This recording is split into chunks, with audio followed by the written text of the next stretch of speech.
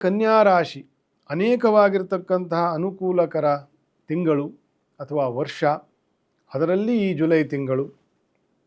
ಏಕಾದಶದಲ್ಲಿ ಗುರು, ಇನ್ನೂ 11 ವರ್ಷ ಕಾಯಬೇಕು ಏಕಾದಶದಲ್ಲಿ ಗುರು ಬರಬೇಕಂತಂದರೆ ಕನ್ಯಾ ರಾಶಿಯವರಿಗೆ.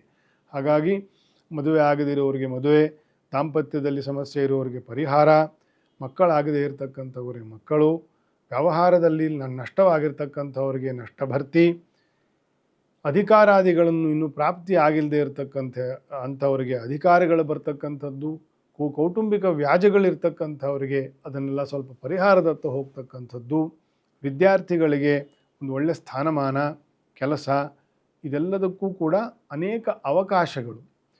ಏನಾಗುತ್ತೆ, ಮಾಸ ಭವಿಷ್ಯ ಅಂತಂತಂದರೆ ಆ ರಾಶಿಗಳಿಗೆ ಇರ್ತಕ್ಕಂತಹ ಸಾಧ್ಯತೆಗಳ ಒಂದು ಹೂರಣ ಅಂತಂತ ನಾವು ಹೇಳ್ತಕ್ಕಂಥದ್ದು.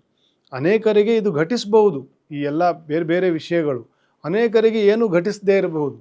ಹಾಗಾಗಿ ನಿಮ್ಮ ವೈಯಕ್ತಿಕ ಜಾತಕ ಪ್ರಕಾರ ಯಾವ ರೀತಿ ಇದೆ, ಯಾವ ರೀತಿಯ ನಿಮ್ಮ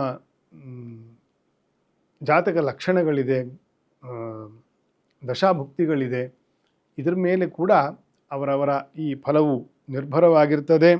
ಕ್ರಿಯಾಶೀಲವಾಗಿ ನೀವು ಇದನ್ನು ಈ ಅವಕಾಶ ಇರತಕ್ಕಂಥ ತಿಂಗಳನ್ನು ಚೆನ್ನಾಗಿ ಬಳಸ್ಕೊಂಡೇ ಆದರೆ ಮುಂದಿನ ತಿಂಗಳುಗಳಲ್ಲಿ ಒಂದು ಒಳ್ಳೆಯ ಸ್ಥಿತಿಗೆ ನೀವು ಹೋಗ್ತೀರಿ.